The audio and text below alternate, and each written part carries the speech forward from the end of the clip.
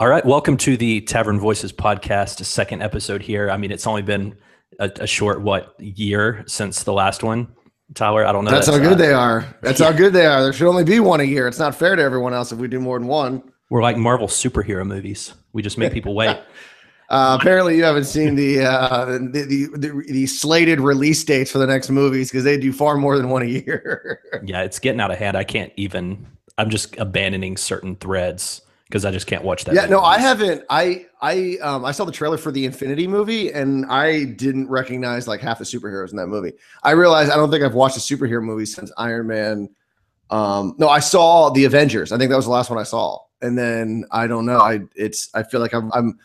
It's like realizing you're in season 7 of Breaking Bad. The last episode you watched was like the 4th in the first season, and you're like, there's just no point in catching back up. So No, there's not at all. um, I completely gave up on.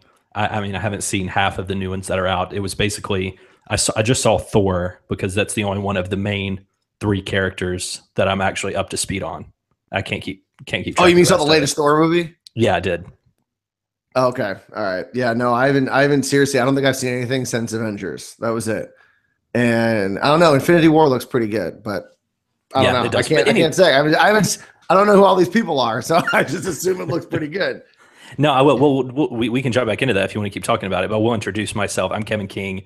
With me, as always, is Tyler Crawley, the host of the Tyler Crawley Show and the one and only Tyler Crawley. I figure if we keep saying your name long enough, people Yeah, no, will I remember appreciate it that. at some That's point. good. That's good. I think it's like, what is it, 9 times repetition? So if you say my name, Tyler Crawley, enough times during this podcast, I think we'll be good to go. We'll be, yeah, Not like no Beetlejuice. doubt about that. Nothing Yeah, bad no. can I happen. won't like jump out of the clay small town, whatever. What I don't know. What do you call that thing? What do you call those things? Diorama or something. Yeah, No, the movie, the whole thing he's got, like the model town, the model town. That's what I was going that'll for. work. Yeah, I don't know. I don't know if there's like an official term for that, but I don't know what it is. You know what's more exciting than Marvel movies, though, Tyler? What? That is the Alabama. And if I that's kind not a of wish. segue, I don't know what is. I wish it was a movie. I really do, because I could just turn it off and go to sleep and wake up and be like, that was a good movie last night, and then get back to like other things. But I'll tell you, the real terrifying thing is that more than likely Roy Moore will win tonight, and that means this was not the end, but the beginning of just Roy Moore in Washington. Like, I mean, it's like Mr. Smith Goes to Washington, but like horrible.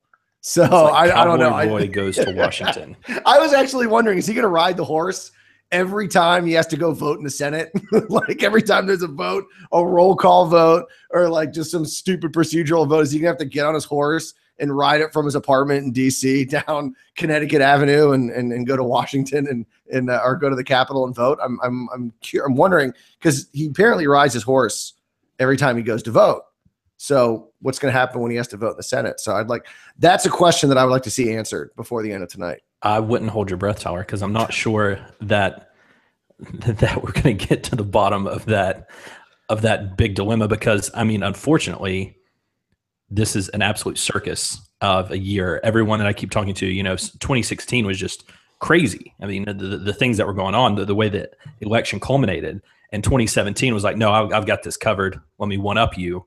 And every month it just keeps getting more and more drastic, and to the point of I honestly have no idea what could possibly happen tonight that would be beneficial for anyone. Well, here's something I noticed the other day, because we've been talking about the tax bill a lot. Our current deficit, and the projection is, the deficit this year is $666 billion.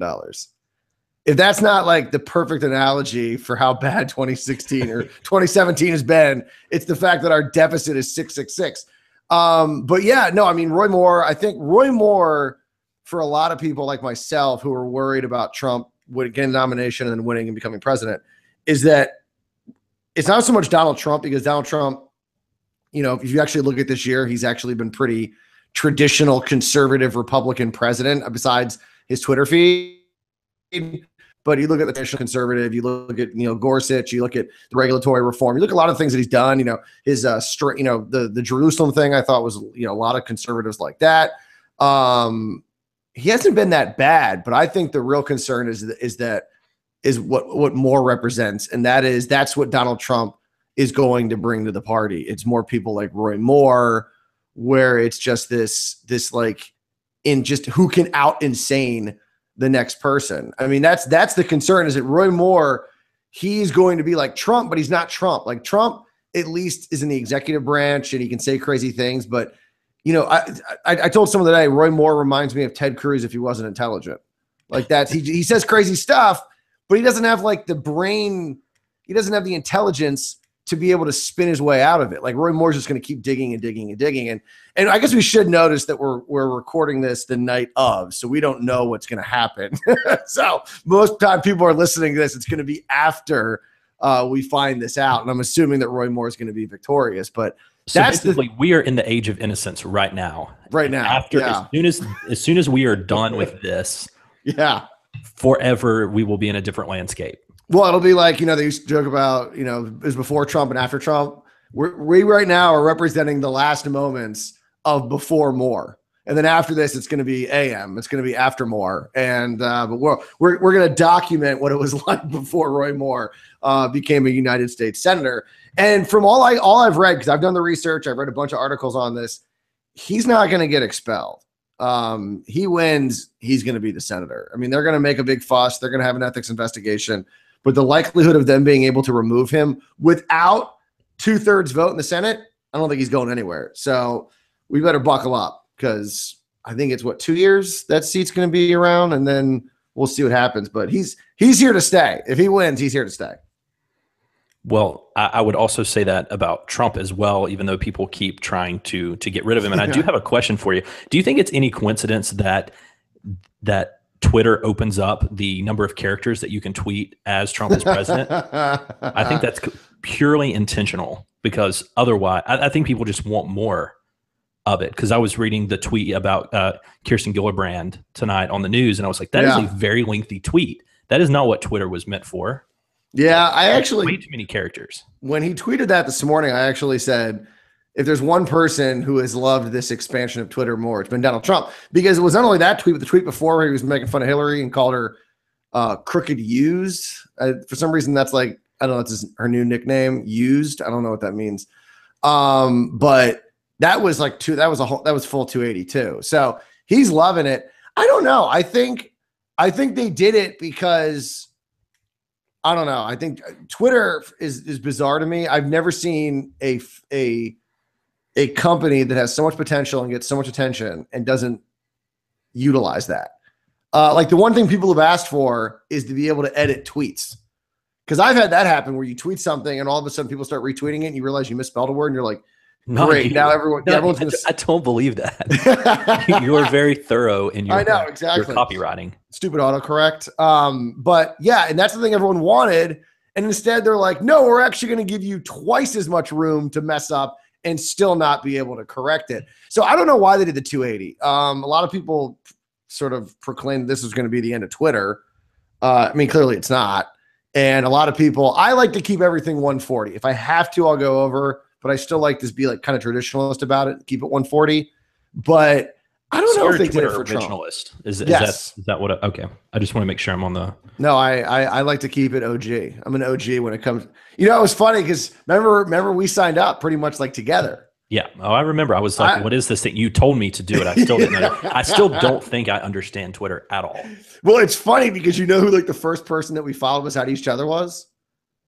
No, who was it? It was Julia Banderas at Fox. From Fox, yeah. Yeah, because if you go on your follow thing, you can go down and see who your first, and it was like Julia Banderas. And I was I do like how they keep that chronological so that you can actually see the order in which you follow. Because everything is in these strange groups for me. There'll be a group of, friends at that time, and then there's a group of news personalities, and then there's a group of tech journalists or something. It's always in groups because that's how sporadic I use Twitter. It's awful. Oh yeah, no. I mean, I love that they do that, and that's why I don't follow that many people, so I can always keep like kind of an order and see where I start following people.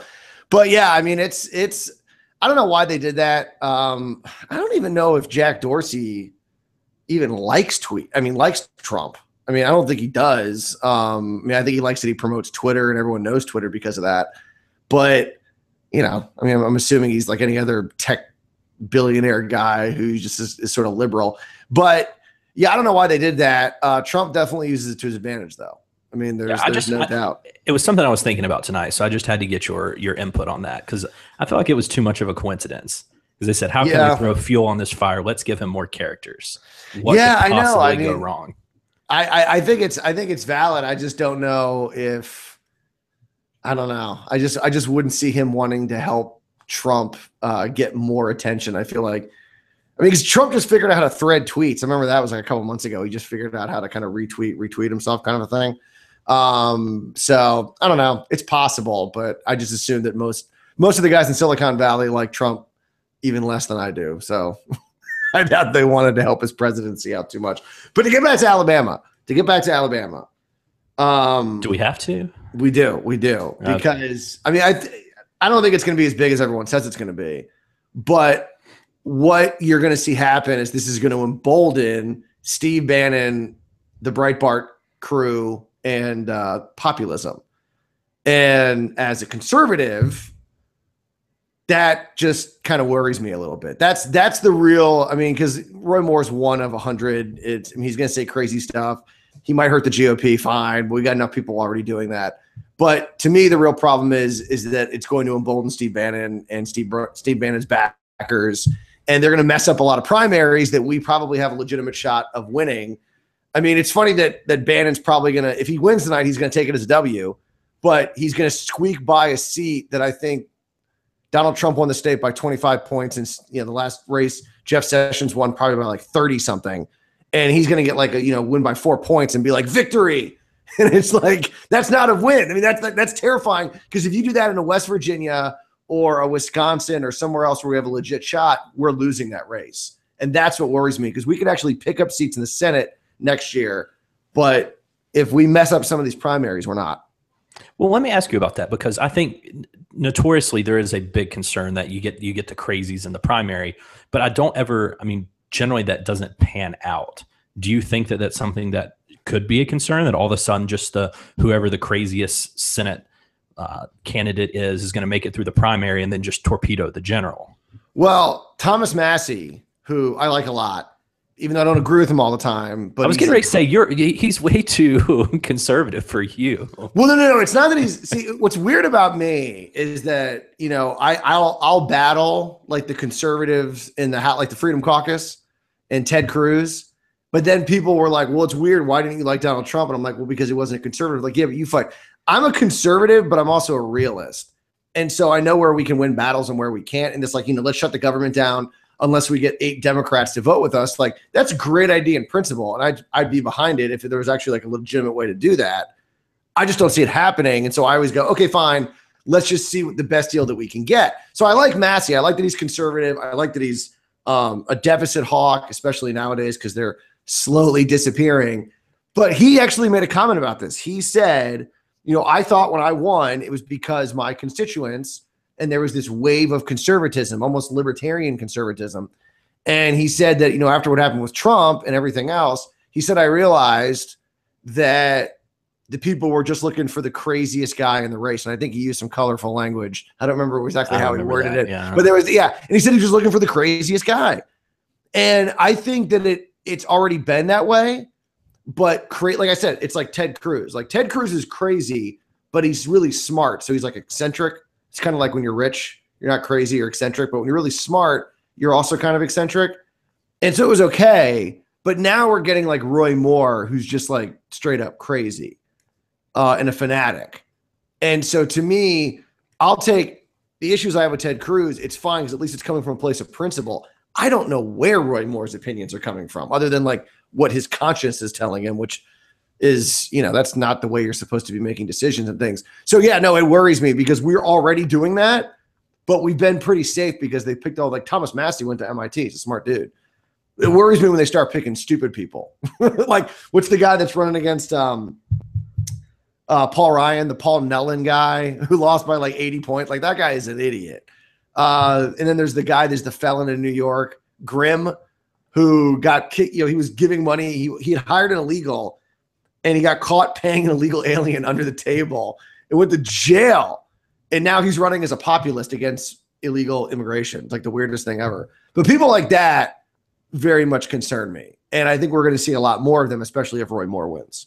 No, I don't disagree with that. And the thing that I struggle with personally, and it's interesting to hear your take on it, because I know we are very similar ideologically, but we do approach things very differently. Yes. And the thing that I've struggled with the most over the last year is that I completely get where the people are coming from that support a Roy Moore or a Donald Trump or whoever.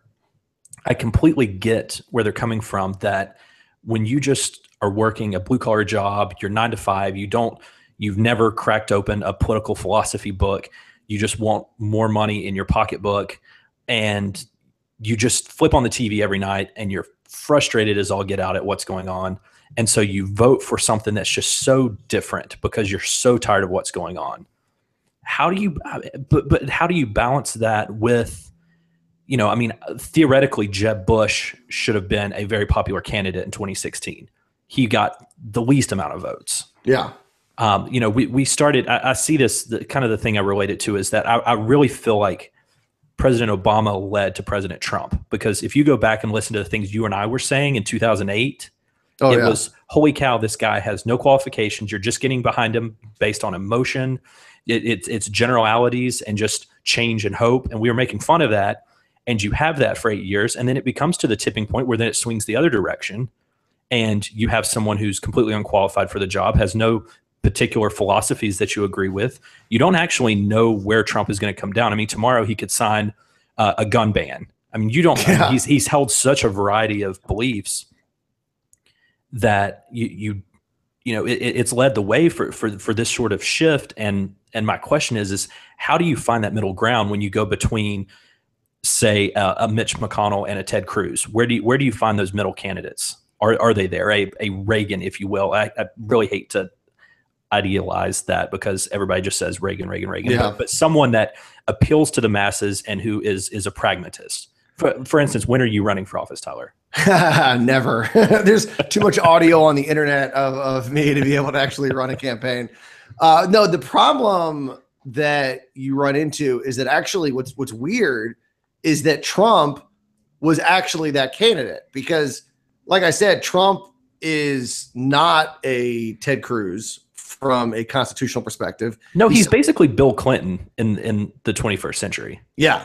Well, I mean, he's a moderate, maybe right-ish leaning. Yeah. What's interesting is he sort of ran this moderate. And like I said, his first year in office, if you define a lot of the things that he's done, and this is what's kind of funny, is that he's done a lot of conservative things that, like, if Jeb Bush had won, Jeb Bush would have done all of these things. I don't think there's any doubt that, or whoever, if Rubio would have won or Cruz would have won, whoever would have won, I do not see anything different in what Trump is doing and what any other Republican would have done. The only difference is he obviously has a different technique that others don't. And that's where, I criticize him a lot, because I think he kind of shoots himself in the foot a lot, because instead of us focusing on, GOP tax bill right now, we're talking about, did Donald Trump argue that Senator Kirsten Gillibrand sexually propositioned him for campaign donations? Because the way he worded a tweet. And it's like, that's what we're talking about. And if it wasn't that, we'd be talking about, I kind of wish he would have stayed out of Alabama, to be honest with you, because now that's going to be the topic. And meanwhile, the GOP is trying to get this tax plan done. Not to mention we have a debt ceiling issue. And it's like, Trump actually hasn't been anywhere near as bad as I predicted and others who were wary of Trump predicted. But at the same time, his popularity is just, it doesn't help. I mean, when you have a 30-some% popularity, I mean, the reason Reagan can get stuff done is he could go on TV, talk to the American people, and Tip O'Neill would then have to go, okay, we got to do something. But Trump can't do that. Trump goes on TV, says something, and his popularity goes the other way. And Schumer and Pelosi are like, no, I don't have to do anything. I'm fine. And they don't have to go along with it. And so that's the problem. I don't know how you solve it, because that's who Trump is. It's just Trump being Trump. And like I said, what worries me is that now you got Moore being Moore, and you're going to have Trump being Trump. And then who knows what's going to happen in the midterms. And then pretty soon, how are we going to get anything done? Because it's just going to be a bunch of people tweeting and saying crazy stuff And I don't know. I don't know at that point. I've always wondered that. And that's my question that I ask everybody when they call into my show. When people will criticize me for being, too establishment. And I say, I will support removing Ron Paul right now and Mitch McConnell if you can tell me how putting Louis Gohmert as the Speaker of the House and making Ted Cruz the majority leader is going to get us 60 votes in the Senate. If you can tell me how that's going to happen, I will support that move right now. But no one can ever tell me because I don't know how you do it. I don't know how you get 8 Democrats to sign on to a spending bill. No idea. I wish I had an idea. Then I would run for office, but I don't. I have no idea how you do that. Well, and I think that you're tapping into that exact frustration is that no one actually has any idea of how to get anything done.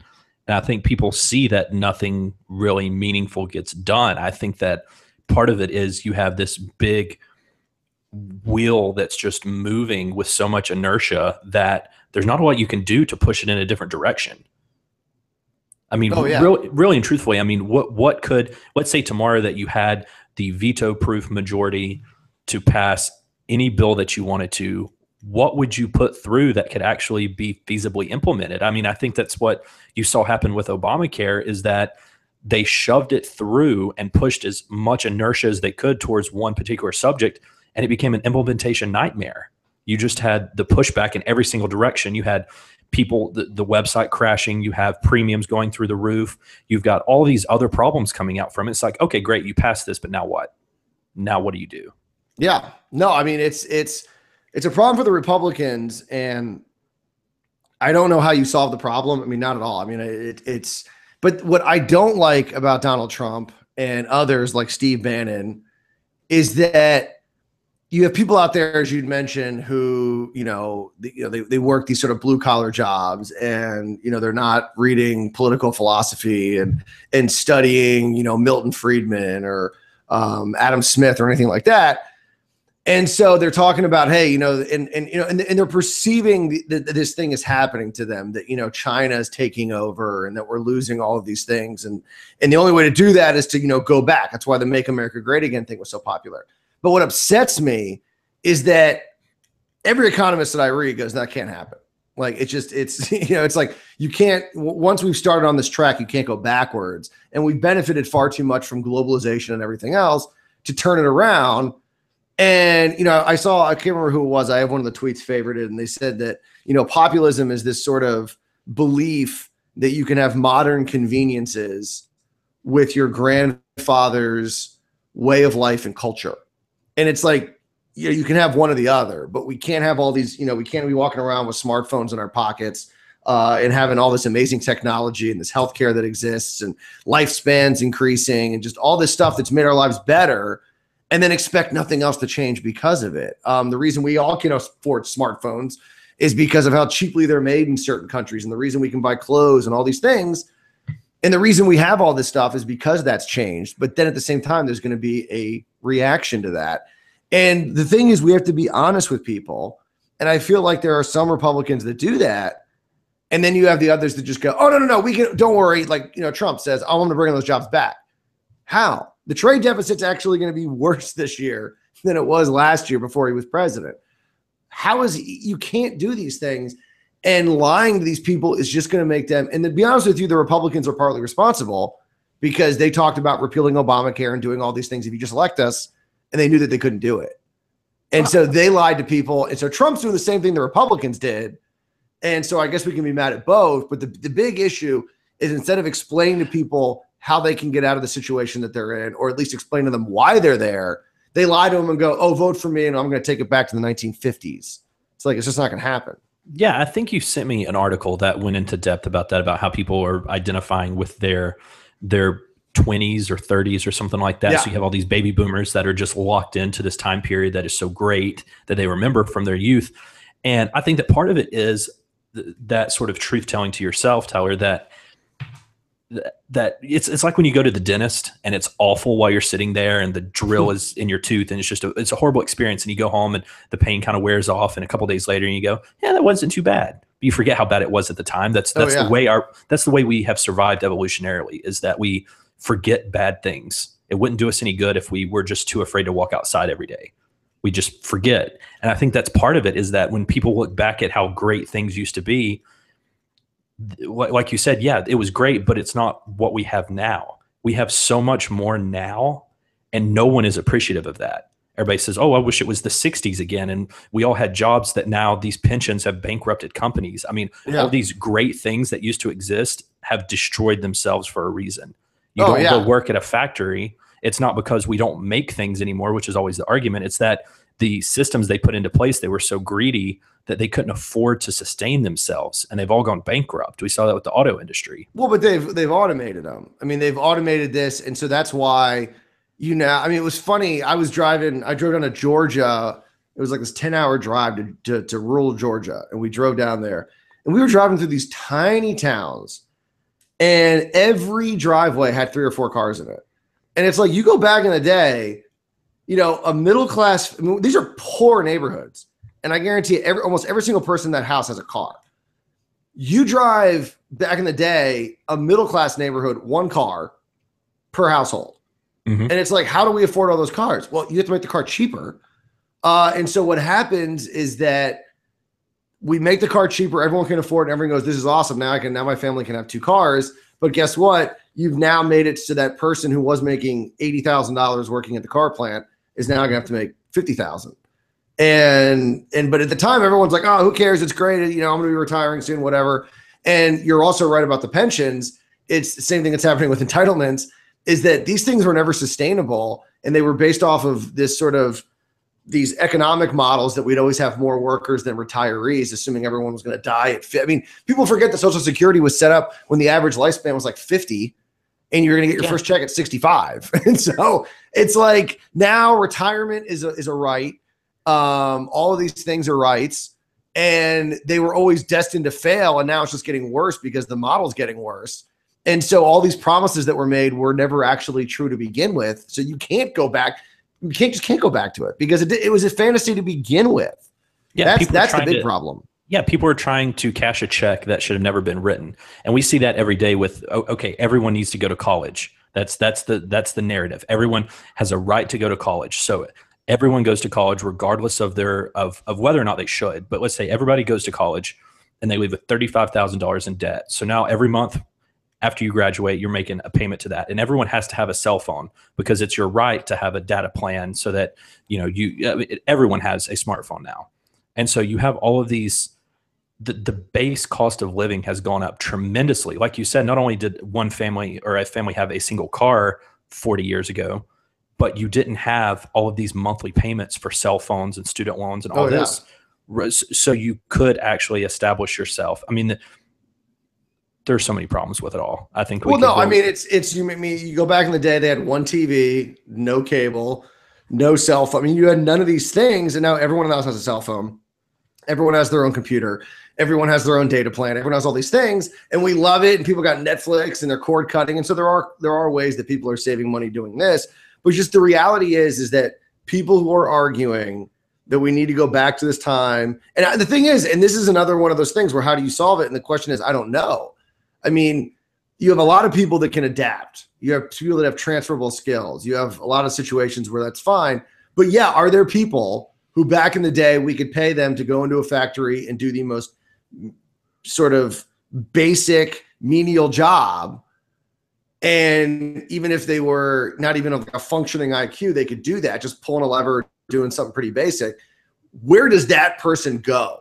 I don't know, because that person's not going to become a computer programmer. That person's not going to be able to become a, fast food, touchscreen technician. Like, where do those people go? I don't know what the answer to that is. I just assume that there's always going to be jobs because, as we become more sort of used to this lifestyle of leisure, we're willing to almost pay for that in some way. I mean, you look at like the gig economy, like we have Uber drivers, we have, that's becoming a big thing where you're almost like paying. It's almost like that's sort of what capitalism does. It takes what rich people have and then applies it to the masses. And what do rich people always have? They have drivers.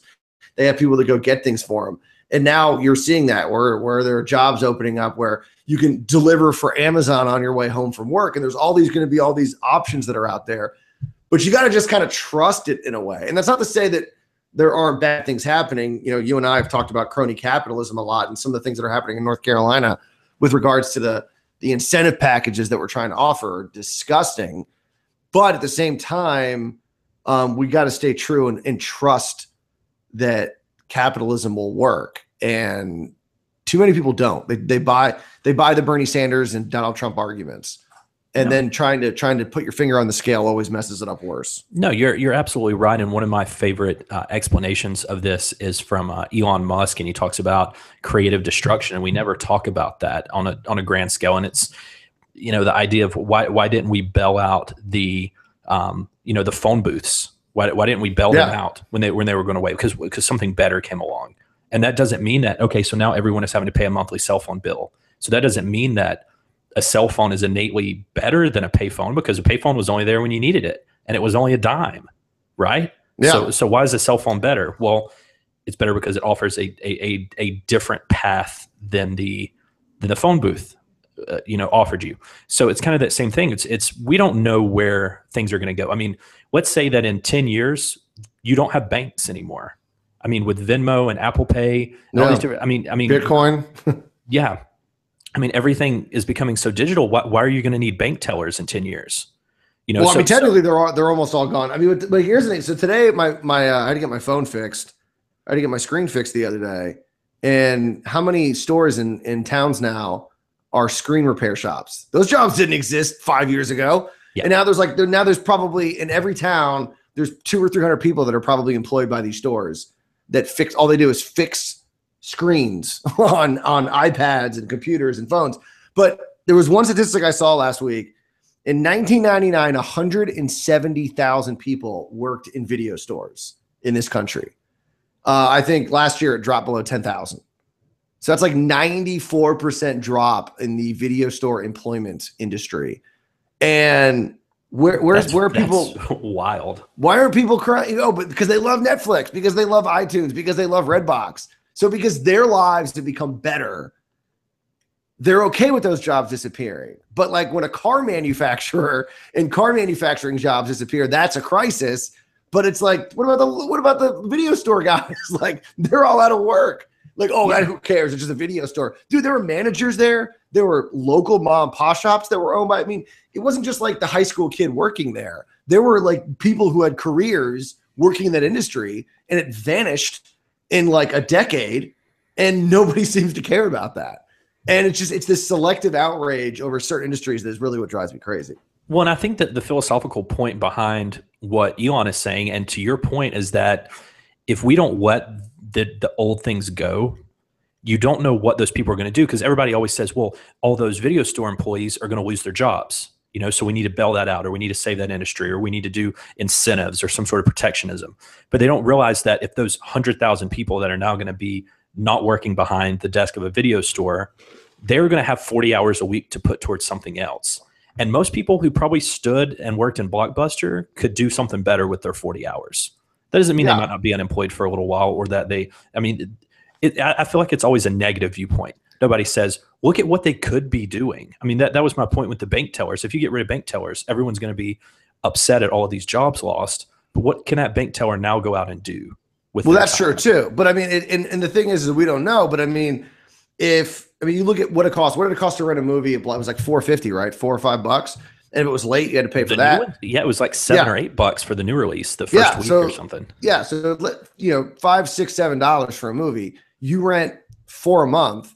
You're looking at $25 to $30 is what you're spending to rent these movies. And so now you're spending $10 a month for Netflix. So now you have an extra $20 in your pocket, and you're going to go buy something. And then if everyone does that, that's what people just look at. They don't understand that what happens in those situations is you just transfer the cost to something else. It's not like that. And now, in some cases, people might save it, but most millennials, we're going to consume. And so we're going to go buy it on something else. And like I said, I had to go spend $100 to get my screen fixed. And, maybe I wouldn't have been able to do that. But if I was spending $30 or $40 a month renting movies, now I can watch a new movie every day. I can it just, and also you look at Netflix, like I own 3 TV series on DVD. Those things cost me like $80, like each. And now how many series are on Netflix? So I'm not having to buy. I mean, there's so much money that's possibly being saved. And then all that money is going to go somewhere. And that's where the jobs are then going to be created. I mean, Right. I don't know where they're going to go. Like I said, I mean, to me, the screen repair industry has just kind of popped up overnight. That is where that money's going. And so who knows where the next dollar is going to go. But you have to let it happen. You can't try and force it or try and stop it, because all you're going to end up doing is just is screwing it up. Yeah, I agree. And one final point on this that I will add that I brought up. We had several discussions about kind of when government has to step in, right? And that's always the thing is, well, X population is not getting Y service. Okay, so government has to step in and do that. They've got to provide this. They've got to be the referee in this, or be the ones to go out and be the service provider. And I said, I think that the missed discussion on that is there's never a consideration of time frame, right? So let's rewind 10 years and say that government is trying to put broadband in across the entire country. That's going to be an insane cost, and just a massive overhaul of an infrastructure system, where now 10 years later, almost everyone has access to broadband except for rural areas. Well, so but also if you give the process time, it will generally come up with the best solution. Well, but also who knows how long. I mean, fiber seems to be the next and far better option that you're seeing pop up in other places that Google's pushing and Verizon's pushing. And so the problem with this, like, that's why technology, it's even worse for government to get involved, because our technological advances at this point are just, who knows? I mean, I remember 17 years ago going to college. Before then, I had never had broadband. It was just dial-up. And then I got to school and we had Ethernet, and I was like, holy crap, that was amazing how quick I could download stuff off Napster, and it was amazing. And here we are, and even back then, now we have wireless everywhere. And then pretty soon fiber is going to be the next big thing. But then this whole net neutrality argument, where everyone's making this argument about having access, but the point that everyone keeps making is that based on projections in the tech industry, in 10 years, everything's going to be Wi-Fi everywhere. So who cares about who's providing you service at your house? Because if everything in the future is Wi-Fi, you can just go, okay, I'm not going to use you because you're tethering my websites that I like. So I'm going to go to this other guy, and he's going to be your competition. It's the government is so slow already, and the tech sector makes them look even worse. I mean, what was the guy's name? The Wheeler, the FCC guy, in his argument about why we need net neutrality, he used AOL as his example. It's like AOL. I mean, AOL? I mean, that company was like one of the greatest, sort of flash in the pan companies ever. And that was his example. I mean, so not only is government always bad at keeping up, it's even worse in the tech sector, because they're so far behind. By the time they even get to the regulations, we've moved to the next technology. So it's even worse with tech. And it's going to get even worse as we go forward and as this technology advances. Oh, I completely agree, but I know we're pushing against the clock a little bit here. So I wanted to get your final prediction. What do you think the spread is going to be on the Alabama election tonight? I see. It's ever since Trump, I don't like making predictions anymore, because I feel like my gut is so wrong at this point. Because see, my gut's telling me Roy Moore wins, but my gut told me that Trump was going to win. Or was going to lose. So because my gut is telling me Roy Moore is going to win, I'm going to say he's going to lose, because I'm going to pull George Costanza. Whatever I think I'm supposed to do, I'm going to do the opposite. So it's telling me Roy Moore is going to win. So even though I think he's going to win, I think he's going to win by 5 or 6 points, I'm actually going to make a prediction that he ends up losing by 2 or 3. So you think this could be one of the biggest upsets, really? I think if you look at it, as far as when was the last time that a Senate candidate won in a state that red or blue either way? The only thing is that it will be huge. But I don't think anyone's going to look at it and go, oh my gosh, this is the greatest upset in political. I mean, I still think Trump's is probably the biggest upset in political history. I don't think you're going to, because it was so controversial going into today, and that in any other state, Roy Moore would have been just decimated. And so, I mean, statistically, it'll be the biggest upset, but I don't think it's going to be this giant upset for most people. And I actually think Roy Moore losing helps Republicans, because I think it'll show people, hey, you got to show up in 2018. If more squeaks by, I think it motivates Democrats, and that's the last thing we want going into the midterms, is motivated Democrats. So my gut, going against my gut, let's hope my against my gut's right. I should come up with like a column against the gut. I think that would be like, I like it. It would involve you riding, but other than that, I like the idea. So let me ask you one little final thought. Well, what's your prediction? What's your prediction on Alabama? I think he wins. I don't know by how much. I think if there's one thing 2016 showed us, it's that people don't care about the things that you think they care about. That's true, especially people in the media. Yeah, and kind of to that point, it's. Well, I don't know. It's a whole other can of worms. But I was just essentially going to say, like, you know, with everything going on right now, with all of these scandals, where do you think the place is of when people should drop out of a race and when they should stay in a race? Can you answer that in 30 seconds? Like, what do you mean? Like, when? Okay, let's say you run for Senate next year and somebody comes up and says, "Well, Tyler Crawley touched me inappropriately one time." Should you immediately drop out? Should there be how do you handle a situation like this? I think that's the biggest thing that I'm wrestling with is I think there's validity to it. It's maybe true, not true. I don't know. I don't know any of the evidence firsthand. But should someone drop out of a race when things like that come up? I think I think your party. That's why you have a party. That's why you're a member of a party. And when the party comes to you and says, "Get out of this race," okay, yeah, I think that's what you got to do, because that's why you have the party. They're not individuals, you know. They're Republican representatives, and they know, and they'll know, and they can look at things even if the allegations aren't true. I mean, there's no point in being selfish. Remember, you're supposed to be representing the people, but you're also representing your country and the party and everything else. And so when the party comes to you and says, "Get out of this race," and the best thing about that is that you might still be salvageable. Is that they might say, "Hey, listen, once this blows over and these allegations are false, we're going to look at you again." But if you buck them and say, "No, I'm doing this," and then you end up losing, oh, you're done. Like, you're done.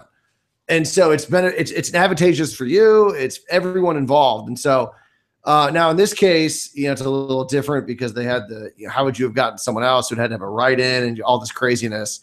So I don't know. But I think when the party tells you it's time to go, I think it's time to go. Because if you don't, you're going to start off your tenure in an adversarial relationship, and it's just going to be downhill from there. So just look at Trump and the Republicans right now. we will just see. And I guess the next time we talk, we'll have a little hindsight to see how things went and see how close your prediction of both him winning and losing was. I liked how you hedged your bets on that. That did not get past me at all. Well, dude, after Trump, dude, asking me who's going to win is you might as well go to like a kindergarten class and do a poll, because I admit my naivete when it comes to my listening to my gut with polling anymore. That's actually how a lot of polls are conducted at elementary schools. In case crayons are important. All right, sounds good. Well, I am Kevin King. That was Tyler Crawley, and we will see you soon.